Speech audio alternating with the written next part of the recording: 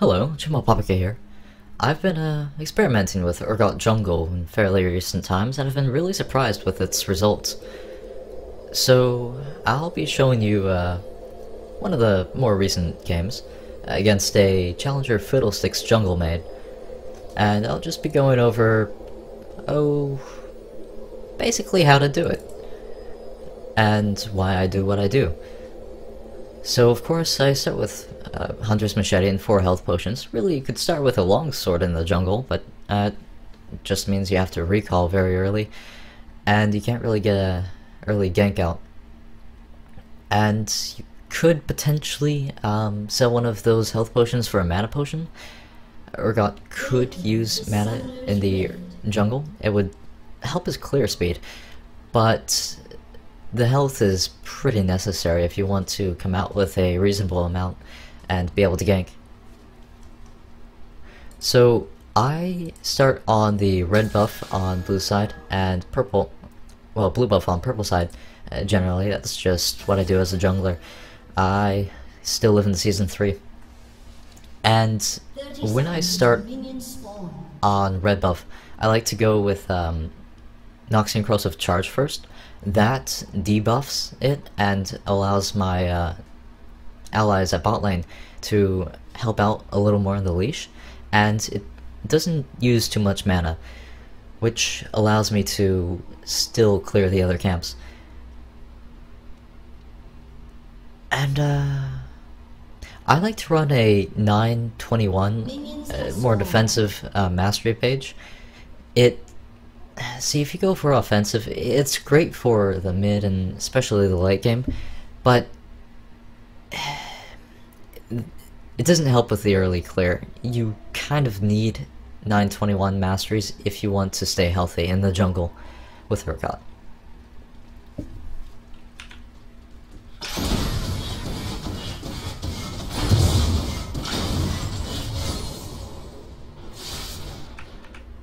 So I skip Wraiths and just go straight for Wolves since my E is still on cooldown. And I take Q second. Normally I'd advocate taking Terra Capacitator, W, second if you want to continue farming in the jungle. But if your goal is to gank at level 3, then it's good to take Acid Hunter at level 2 so that you can have a ton of damage with level 2 Acid Hunter at level 3.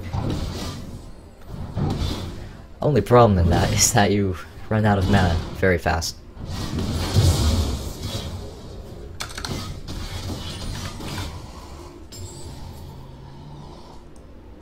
So looking at the lanes, Tryndamere is pushed up, but there isn't really much I can capitalize on over there, but on the flip side, Zed is at mid lane, and he recently used his W, so he's very vulnerable. So I ping early, Kassadin goes in, uses his Ignite, that's very good. And that flash was kind of unnecessary, but Kassadin wasn't very familiar with workings of Urgot jungle, so... and Zed wasn't either, because apparently he didn't flash. And if Zed flashed, then perhaps Kassadin's flash would be necessary, but anyway, that's beside the point. Bot lane's very gankable, so I just head down there. I maybe should have used Ghost here so that I could consistently apply auto attacks onto Caitlyn, but as is, we're unable to kill them. I think we get Exhaust. Nope, we just get them really low. Oh, we do get Caitlyn's Seal, so that's reasonable. And they're able to just capitalize with a ton of extra farm. So my red buff runs out. Still have blue buff though, so I just go over to Wraiths. How much gold do I have? Alright, in my first back I'm going to be looking for a Spirit Stone, of course, but controversially... oh wait, hold on. Yeah, that's not happening. I like to go for a tier before I finish Lizard Elder in most cases, because... okay, it's not the greatest for early game, but in the early game you still have a ton of base damage. And if you don't go for a tier, then you're going to run out of mana very early on in the mid game, just 30 seconds into any sort of siege or engagement, it's not worth it. So, well, and additionally, it basically builds a reliance on blue buff. So if you get a tier, then you can give your blue buff to your mid laner, or top laner, with whatever rank you. Ooh, ghost hit. Right, there's also the summoner spell choice I have to get into. Again, an unsuccessful gank, but we're able to, whoa, Caitlyn has a lot. What's Ash doing? Just, looking at the farm amounts. It's, I don't know how that came to be, but the gank was kind of successful. We got flash and an exhaust, and Jenna only used exhaust. Right, I'll get into ghost later, but tier. See, it gives you basically with Lizard Elder an infinite mana supply, which is really great, and on top of that, Mana Mune provides a really large damage spike in the mid game.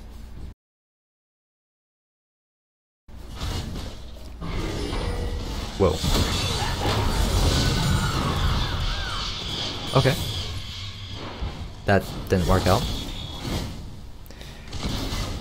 As you can see, Urgot does farm a little slower than, say, Fiddlesticks. That's to be expected, really, especially when I'm going for more ganks. But that can be an issue. If you can't make ganks, if you can't pull them off, then you can fall behind. Thankfully, you do scale decently into the mid-game without many items, so you can still be very useful. Now, Crystalline Flask, I didn't have much gold, couldn't finish Lizard Elder, and it was either that or a longsword. And so I decided to go for a more utility route. Wards are really great against Fiddlesticks, and Crystalline Flask keeps me very healthy. I'm going to just completely disregard this pink ward. It never existed. Thankfully, I choose a great time when Tryndamere is forced to back off, and Zed is in a bad position to contest this rep up still, so I can just take it even in full vision of them. Now, Ghost. Really, as Urgot jungle, you can take Ghost or Flash. It doesn't matter too much. Both are really good on Urgot. I still don't realize that pink ward is there. Wow. But Ghost has its definite advantages. Firstly, it has a very short cooldown. Before level 6, it's really strong in ganks. It helps you pull them off in case your laner can't really set it up in a great way where they're pushed in. You can continuously apply auto attack and acid hunter damage, and it works. It's great for snowballing, especially past that.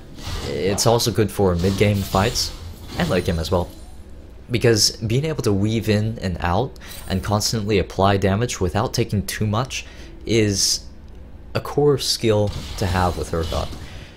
If you can't do that, then you're going to miss out on a lot of damage in the late game. And Ghost really empowers you with that capability. Flash, on the other hand, is great for picking off champions, just flashing and unexpectedly jumping them. Halting. Okay, so I use Ghost. We basically burn everything on here. We almost get Janna. It's unfortunate. Again, we go out with nothing. But in forcing them to recall yet again,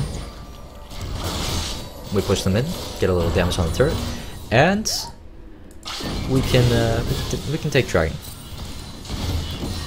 Takes a little time to happen, but that's almost going to go down. I'm going to walk around to kind of establish vision, see if Fiddlesticks is around. I don't realize he's over there, but with Jenna recalling and Caitlyn defending a really low tower, we decide we can just take Dragon. And Zed's recalled as well, so he can't contest. So that's a free Dragon for us. Now, I could recall here, but I've got 1,100 gold. I need 1,300, I believe, for Lizard Elder, so I just farm up a little more so as not to waste time, and red buff's gonna come up pretty soon. They try to make something happen in the bot lane. Thankfully, our lane is playing very defensive, and of course we had vision on Fiddlesticks.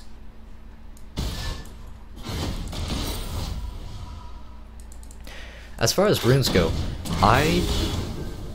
personally I take full armor penetration marks and quintessences. That's not very helpful for your early clear, but it really helps you in the mid game. And surprisingly, it can it has some potential against the larger monsters, like Elder Lizard, Blue Golem. Reduces their health, well, effective health, and you can deal a reasonable amount of damage with it. You can substitute those for AD marks and quintessences, or just do a mixture of each if you want for to go for a really good early game clear. But I'm going for a more mid to late game oriented build. And then after that, I tend to go for armor seals, just base, no scaling. Glyphs are scaling CDR. I like to take 6 of those. That gets me, I believe, 10.02% CDR at maximum level. But once you get to a reasonable level, where you would generally have your Lizard Elder and Brutalizer, you'll have about 32% CDR, maybe 31. And that's really strong because it allows you to use 4 Acid Hunters in the duration of 1 Noxian Corrosive Charge. You only need 24% CDR for that, but as much as you can get really helps. I also take 5% CDR in Masteries. It scales really well in Urgot. So I'm gonna give this blue away to Cassidon. Fiddlesticks is ganking up top. I don't know that, unfortunately. So Tryndamere is getting he's ramping up.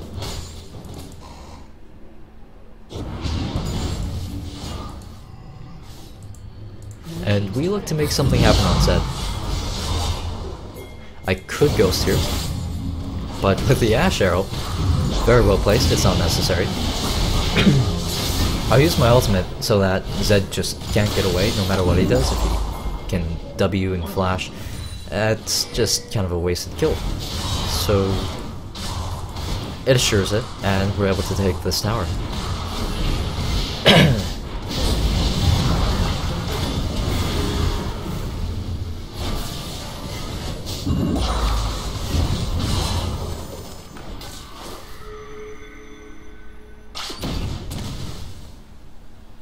At this point, we don't really want to siege up because we don't have Rumble or Ashe. Caitlyn just recalled, so she'll be at mid lane soon. And Tryndamere had the potential of going mid lane, so if we had stayed over there, they could have jumped us. Although, with the mobility of myself with Ghost, Janna, and Cassidon, we probably could have gotten away. Anyway, it goes to sort of a farming section. So I'll just speed that up. The next major point of contention will probably be Dragon, although our bot in mid lane pulled something red off over there. Now, looking over here, Fiddlesticks is looking to snowball Tryndamere as much as he can because he's their last bastion. So Tryndamere goes very aggressive, and ooh, he's got a little AP. Oh, right, Trinity Force. And he unfortunately uses his E just to get a little further away. He could have used it further, but in any case, that's going to result in a Speedy Crab coming in, and they're getting overly aggressive on a Nash. That can't bode well. So with Ghost, I'm able to just walk away. He can't get any all attacks off of me, and ahead, Tryndamere. Blue team's turret has been destroyed. I picked up a Brutalizer. That should put me at a lot of CDR. Oops. Yeah, 30.57 currently. And next I'll be looking for defensive boots. Yeah, Ninja Tabai. Because you have so much CDR, you don't need to go for Ionian boots. Defensive boots are really good. Ninja Tabai, Mercury Treads. Berserker's Greaves are kind of borderline decent, but they don't really help you all that much other than in the jungle. And finally, Speedy Boots. You could go for mobility if you want to make some pressure really early on. Just go full Speedy Destructobot. Or whatever the tier 3, I don't know what they're called. Oh, Boots of Swiftness. That can help you out if you don't go for Ghost. Instead you go for Flash, and it's good for running around in team fights.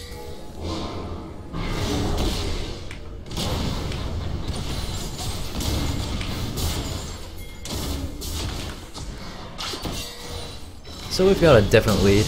We can just push it by taking Dragon. No need to siege mid lane. Although this is a potential issue. Rumble is really low, Janna as well, Ashe kind of. She has very little mana. I'm the only one who's at a reasonable amount of health, and Kassadin is forced up top lane to deal with Tryndamere. So they really want to make something happen here. And they potentially can. Rumble has to get straight out of here. But, okay. Right here, I'm very powerful. Spirit of the Outer Lizard, Brutalizer. I've got a ton of CDR, and with my ultimate, I get a lot of defenses. So I go straight for it. I don't ping, but thankfully my team knows. And so, because I ult straight into 3 of them, I take the brunt of their force. But with the ultimate defenses, there's nothing they can really do. And so we just speed on through them. And from here we can siege up. Zed gets a little too close.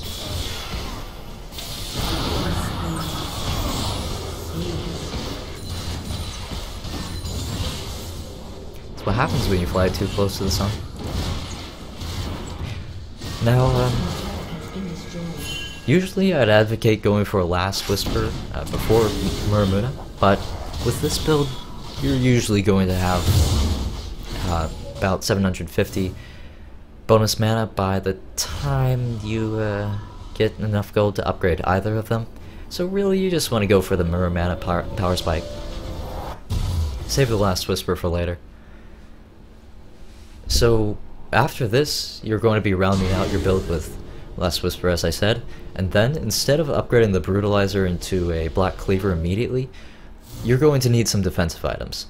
And although Black Cleaver does provide a few defenses, it's not enough.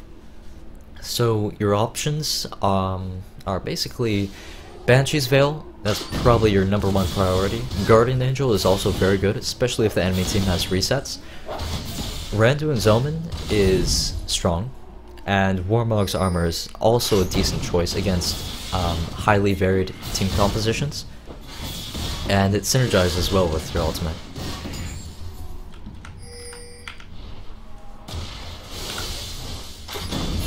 So even though I'm very far ahead, I don't want to fight Tryndamere head on, because AD Tryndamere can tend to do things that are a little unexpected.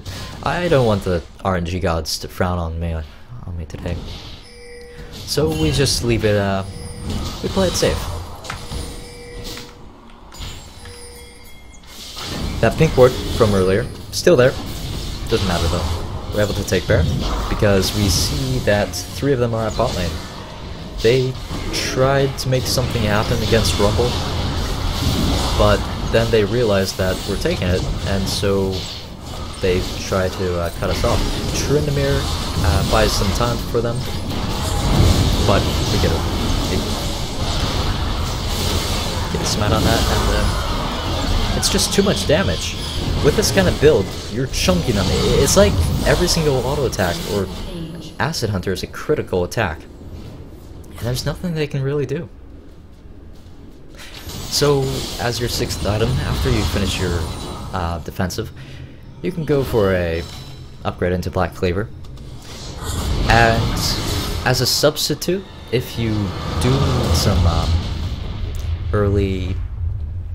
if you need to contribute to map vision, like you're not ahead, you're maybe just in the middle, I highly recommend picking up a Sightstone fairly early on, either before or after your Brutalizer. So yeah, I hope that's helped out. I'm sorry for my lack of previous videos in recent time. It's basically stemmed from having a cold, so I'm still getting back into the mumble. Yeah, so I'll be releasing more content in the near future. Look forward to that. Maybe. And this is always the hardest part. I'll see you all on the Rift.